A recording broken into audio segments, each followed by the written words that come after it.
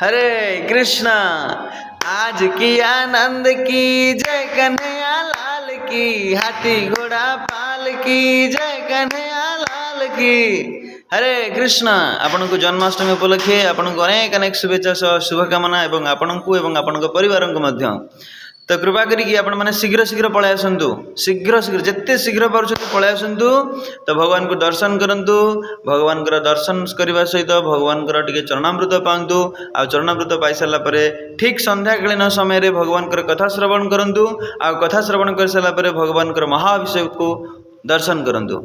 आ दर्शन कर साला परे मध्य जो माने उपवास अछंती त सेमान मध्य आसीकी भगवान को स्नान कराई पारे।